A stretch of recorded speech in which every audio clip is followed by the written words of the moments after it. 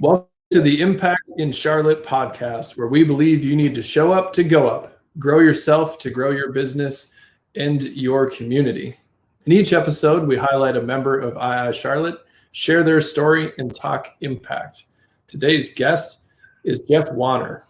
Thanks for joining us, Jeff. Jeff is the CEO and founder of Pair PEO. Thanks for joining us. Thanks, Dave. Glad to be here. Yeah, appreciate it. So all of us are entrepreneurs in many ways. So I'm just curious if you can give us a little bit of your entrepreneurial journey. Yeah. It starts back like many entrepreneurs, I think, in corporate America, and seeing an opportunity, I guess. I work for a big company, which I have nothing but great things to say about, a company called Insperity, who kind of headed up this whole industry that I now am participating in an independent capacity for. But about 2 years into a direct sales role there, I started feeling like clients were really having a tough time identifying the right fit and whether or not we would be the right solution for them at Insperity or one of our competitors. And the whole evaluation process just seemed very exhaustive and cumbersome. And so about 2 years into my employment, I started dreaming up this idea of Pair PEO, basically a model for me to get on their side of the table, help them make better decisions about the people they're partnering with, ask the right questions, help them really navigate that relationship. So all the hurdles that they had to overcome with me as a direct rep, I could basically help them bypass those. Took another 2 years before I really creeped up to the cliff edge. And then my fiance at the time and now wife pushed me off the cliff and said, we're going to be starting a family. You're going to have a whole lot more excuses to kind of stay in the security of the corporate system. And I'm so glad she did at the time. And it's been 2 years now. Company's been great. My interactions with my clients have been fantastic. And the feedback I get has been fantastic. And I've really enjoyed this chapter of my life, being able to free myself from the W-2 addiction and start trying to make it myself. I like that phrase, the W-2 addiction.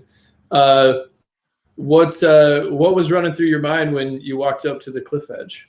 Like what would have kept you from doing it is maybe the way about it. Just the oh shit factor. I'm not sure if we're allowed to curse on here, but you think about doing things so often when it comes to the business world and jumping off. I had a couple of different business ideas prior to that I never really pulled the trigger on, just didn't feel like I was quite ready yet. In the corporate world, I mean, when you're humming along, it's a really cushy job. I mean, you can work 25 hours a week, you can golf a couple times a week, you're spending the company's money when you're doing all these things. So it seems like this really attractive situation when you're comparing yourself to your peers, but you ultimately just feel like you're building somebody else's mission and you have no real control of your impact on the general business community that you're working with, because you're basically, you have one product to sell. So that's kind of what was going through my mind as I was inching closer and closer, and just got to a point where I had enough good conversations with other entrepreneurs that were encouraging me to go ahead and make that leap, which is why I really enjoy this whole being on the other side of that now with other, aspiring entrepreneurs to give them confidence to make that same leap. Yeah, you mentioned something. You talked about working for someone else's mission, right? Like, and there's inherently, I hear the phrase like, "Oh, our employees don't care as much as we do." And it's kind of like, well, yeah, it's not their vision, it's not their mission. What does it feel like now to be able to kind of, have ownership over what the mission is, and also kind of what are some of the challenges that you see in that? I think that it's awfully freeing because when you're a solopreneur and you're kind of off on your own in learning how to swim in whichever direction you think makes sense, you don't have a whole lot of checks and balances there. So you're kind of doing a lot of trial and error, but it also allows you tons of flexibility and agility, which obviously during a pandemic year, agility was kind of crucial for entrepreneurs. And I think back to my previous life inside that corporate system with all the limits that are put upon you, and then you have also very little ability to kind of pivot and adjust or address the market that's kind of being created. I think that was really where I found the benefit for myself. And now I'm at a point where I'm actually being able to hire people and do things that 2 years ago seemed impossible and so far away, but now they're right here and very present. And it's all because of that agility that I inherited by going off on my own. Yeah, I've heard some people talk about it like it's a roller coaster. It's the highest of the highs and the lowest of the lows, right? Like when it gets low, you're the one carrying it. And when it gets high, it's like, hey, this is great, Yeah, I envy. I have similar conversations with other entrepreneurs that started with maybe a 3-partner set, and the challenges that they have are really interesting because you have 3 people's opinion about everything you do, and you kind of need to get buy-in. But you also have the benefit of celebrating the wins together and overcoming the obstacles together. So I think there's something to be said for both routes, whether you're starting a company with a partner or a pair of partners, or just going off on your own. You're going to have your silver linings regardless of the path you take. Yeah.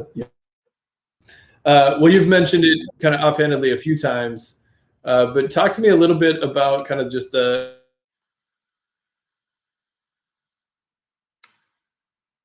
You froze up on me there, Dave. power of getting to connect with different people. Oh, sorry, I lost you for a second there. Talk to me a little bit about kind of the power of community, right? Like you've got a chance you've mentioned it a few times. Like, what does it mean to be an entrepreneur in a community of people? Like, how have you leveraged a community to help you be successful?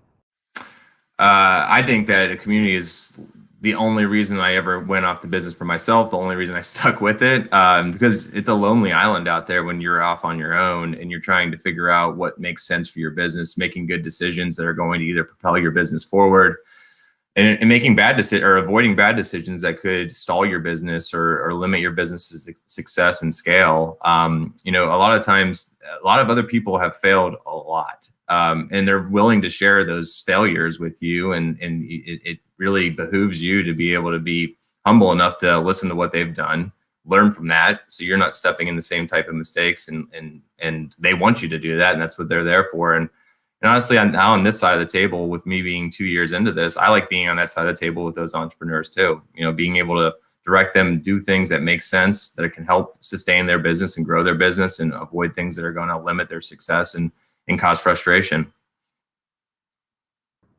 Yeah.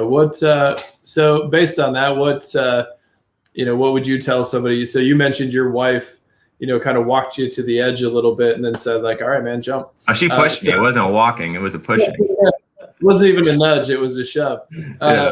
What do you tell an entrepreneur who's walked to the edge? Kind of what do you say? I say, what's the worst that can happen? I think a lot of times whenever you're up at that cliff edge, you think that you're leaving something that's not replaceable. At the end of the day, a W-2 job with corporate America is always going to be available. If you're going out and betting on yourself, that's an amazing experience. And it shows a lot of guts. And I think it's something that you can always revert back into corporate America with the experiences that you learn by going off on your own and stumbling along and learning. And I think that, as soon as you pull that plug, it's so hard to go back to it because you're now working for yourself, and it doesn't feel like work anymore. It just feels like you're building something that's really cool to you, something you're passionate about. And it's really hard to kind of revert back into somebody else's mission. I tell people all the time that the scariest step I've ever had to take was that first step into leaving the W-2 world behind. But the scariest step I have in my mind is ever having to go back. And luckily the business has done well enough that shouldn't be in my future. But and again, the hiring side was also a super scary step for people that are kind of at that point where they're starting to scale. Yeah, absolutely. Well, so you've given advice for those that have been either, yourself kind of shoved off the edge, or people that are walking up to the edge. What's the best advice you've been given in the last 2 years as you've been on this endeavor? That's a good question, because I inherently am a very open person, very candid person. So I solicit advice quite a bit as I've been building out my whole kind of my own personal brand, and I built largely my personal brand on Insperity's roster, because they did a great job of kind of putting other people first. And I think it's funny that some of my best advice, I think, goes back to my W-2 world of kind of focus on other people instead of focusing on yourself. Because as you're doing the right things for other people are always kind of bringing you into great conversations when the time is right. And you can't really, like you can't create a marketing budget for that. You just kind of have to do the right thing over and over again. And people start to notice and start to appreciate that. And then ultimately you become the person that they come to whenever your solution's at the top of the priority list. The only problem I have is that my solution is generally boring. It's an HR and benefits consulting business. So it's not something that's overly sexy, but it's in most businesses and most scaling businesses. It's a boring need to have thing. And so it's always good to focus on other pieces or helping others so that you're brought into conversations when your solution becomes a front and center. Yeah, one thing I think you're known for is being a connector in the community, right?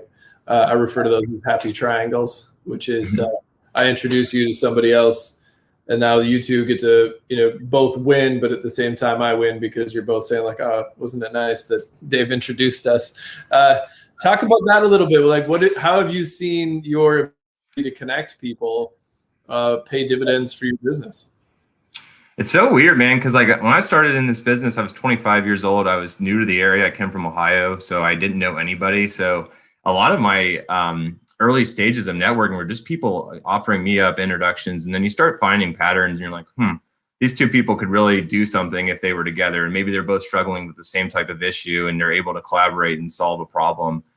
And I got lucky, I guess, with a couple of good wins in making some solid introductions, which I think that people fall victim sometimes to just over introducing people for the sake of introducing people, feeling like they're bringing value when there's really no reason for that connection. So I've tried to always be very mindful of, if I'm connecting two people, I'm hopefully solving a problem because of it. You talk about happy triangles. Like I want to create win-win-win relationships where everybody's winning in that equation. That brings social equity back into my corner.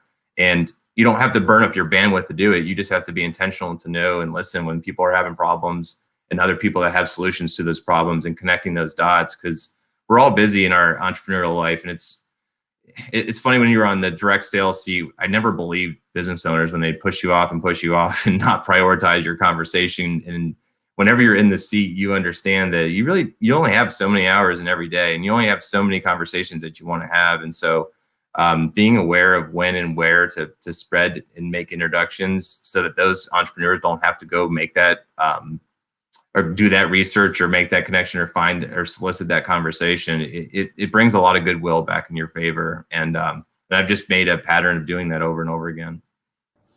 Yeah, I really appreciate some of the sentiments you had in there.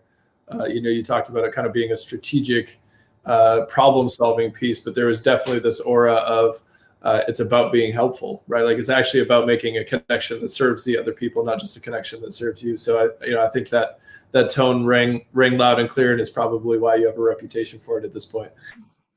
Right. I hope so, man. Again, it's something that I don't know if you've ever fallen victim to this with this mass, like I call them mass connectors. And they're just randomly throwing stuff up there and they're hoping that one of them hits. And then they want to point to that one thing that hit the one time and not realize that they wasted your time 99 other times. So as long as I can keep myself out of that, I like that.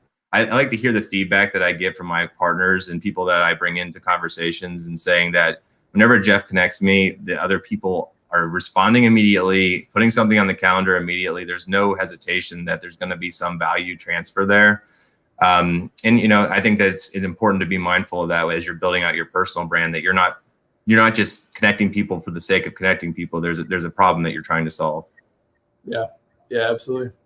Well, we've on to the final 30 seconds. You can talk about whatever you want. You can talk about the importance of connections. You can talk about entrepreneurial journey.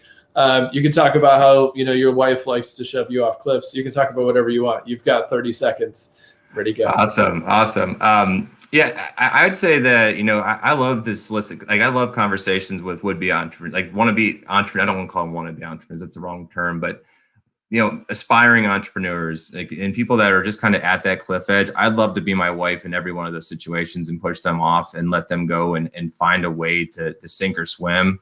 Because it's really not that scary once you're in it. The scariest thing is the thought leading up to it. And once you do make that jump, you're not going to really want to look back because you're going to be so passionate about what you're doing. And it's going to feel like fun, not like the punch in the time clock that you're probably used to in the W-2 world.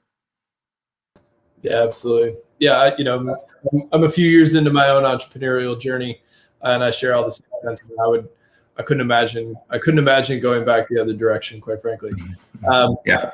Jeff, I really appreciate your time. Thanks for joining us. I'm gonna wrap up real quick, and we'll go from here. So thanks, Jeff, for joining us. And thanks for listening to the Impact in Charlotte podcast, where we believe you need to show up to go up, grow yourself to grow your business and your community. If you want to learn more about iiCHarlotte, visit iiCHarlotte.com. And remember, impact begins with II. We will look forward to seeing you next time.